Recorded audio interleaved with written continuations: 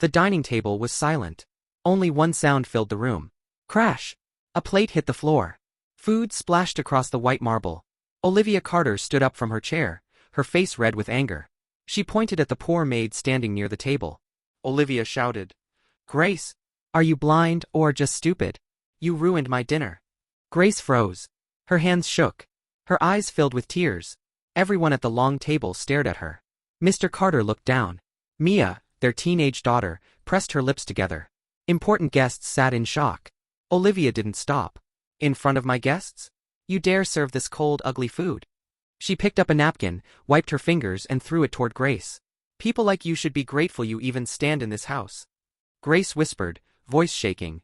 I'm sorry, ma'am. I will fix it right away." Olivia laughed. "Fix it?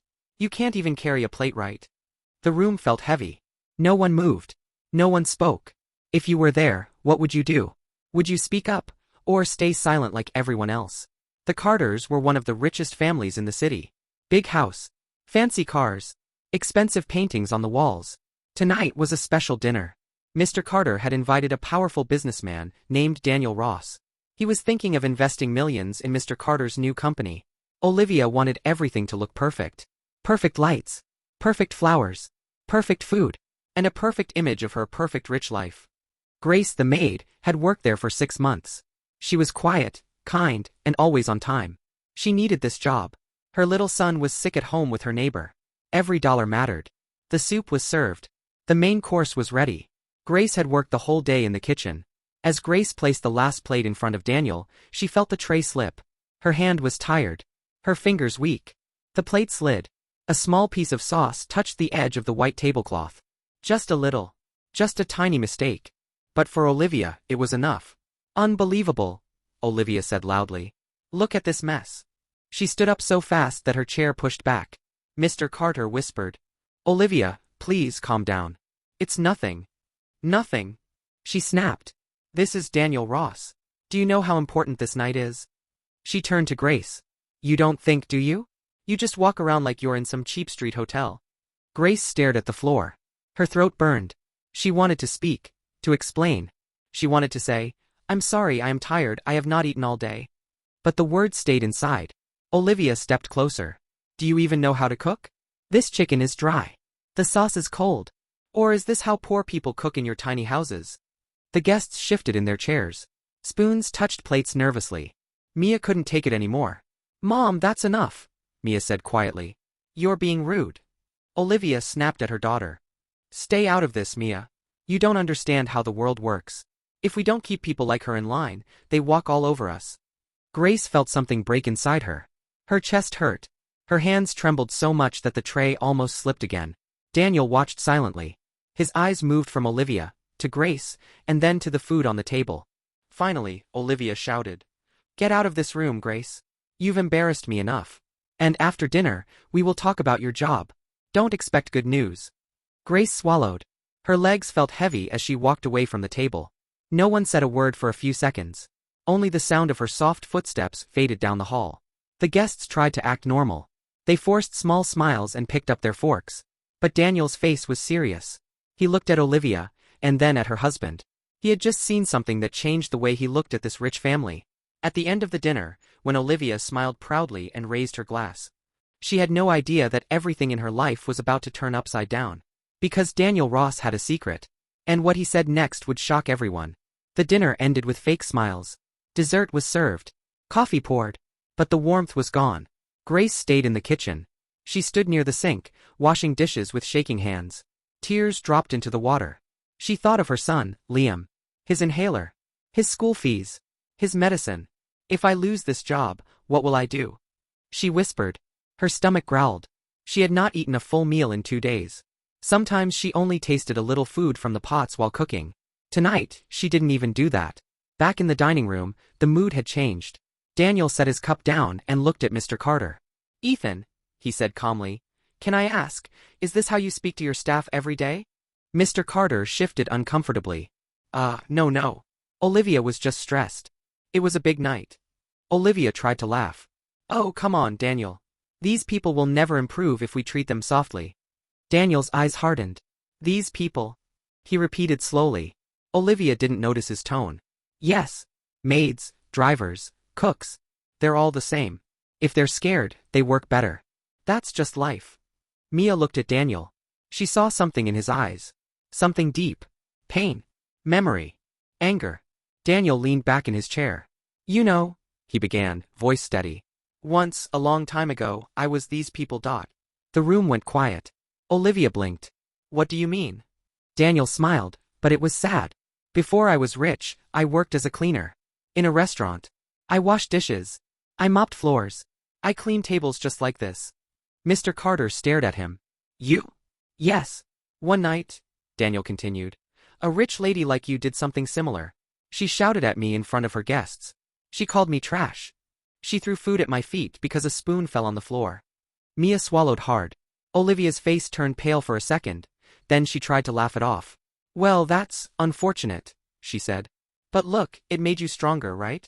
Daniel didn't smile back. No, he said. It made me remember. His voice got colder. I told myself that if I ever became successful, I would never invest in people who treat others like dirt. Olivia's fake smile slowly disappeared. Mr. Carter leaned forward. Daniel, I assure you, this is just a misunderstanding. Grace is new. She makes mistakes. We just correct her. Correct? Daniel raised an eyebrow. You call that correction? She was shaking. She looked like she hadn't eaten. You used her fear as entertainment for your table. Olivia snapped back. Why are you taking her side? She's just a maid. Mia's eyes widened. Mom. Daniel looked at Olivia with deep disappointment. Just a maid? He repeated. She cooked all this food, didn't she? She served all of us. She's the reason we're not hungry right now. Tell me, Olivia, could you do all of this on your own? Olivia opened her mouth, but no words came out. Daniel continued.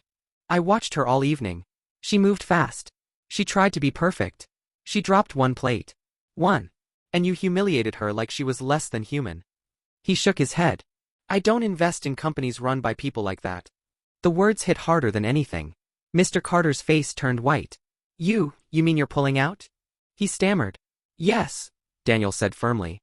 I will not invest a single cent with someone who insults the people who keep his house, his life, and his business running. Olivia stood up, panic now clear in her eyes. Daniel, wait, you don't understand. She is lazy. A soft voice came from the doorway. She is not lazy, ma'am. Everyone turned. Grace stood there. She held a tray, but her hands were steadier now. Her eyes were red, but strong. I am not lazy, she said quietly. I just haven't eaten today. I was busy cooking and serving. My son is sick.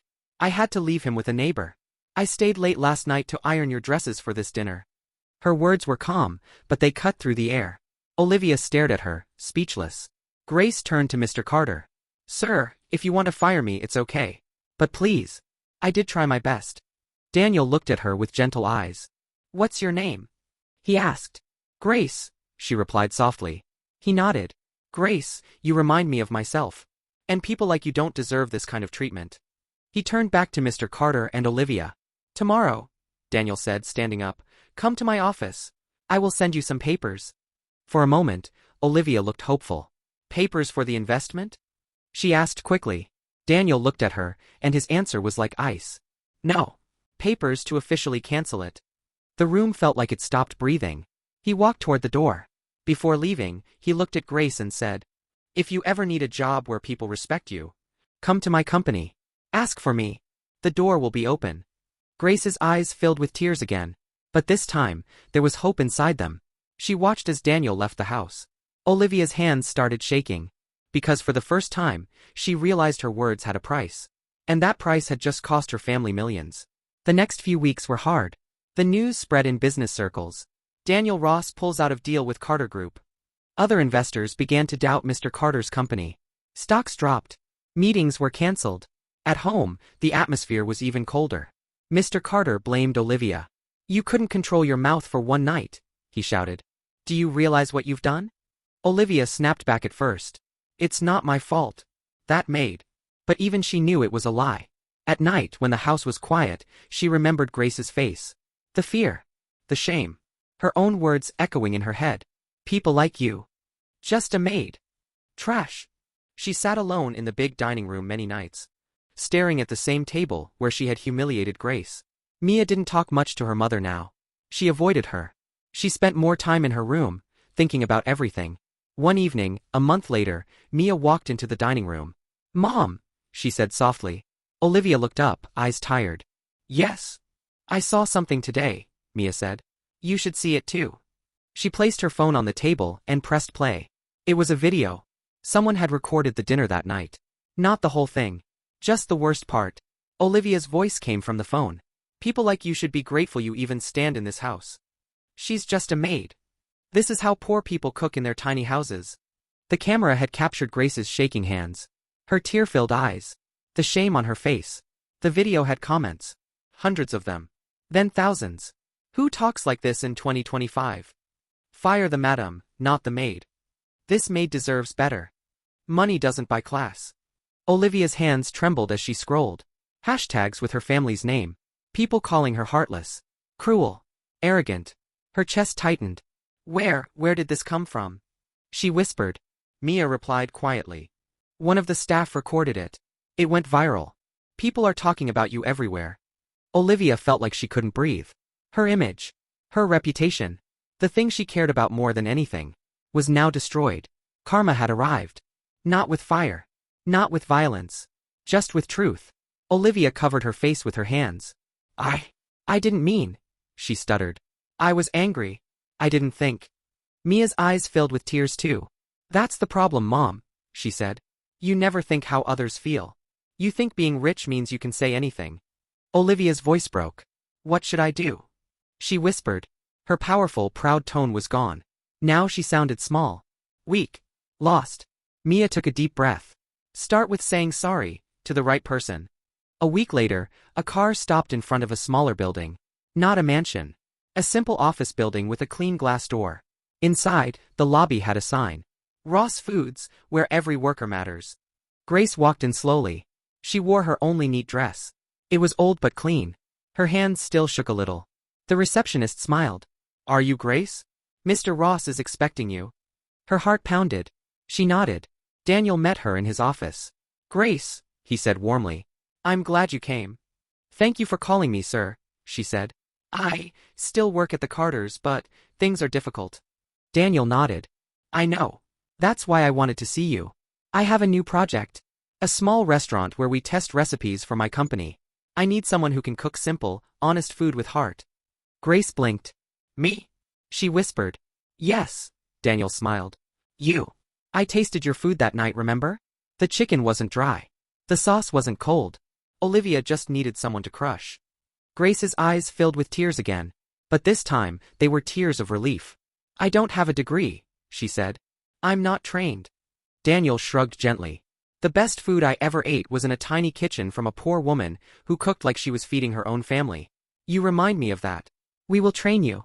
We will pay you fairly. And no one here will shout at you or call you trash." Grace covered her mouth as a sob escaped. "Thank you, sir," she whispered.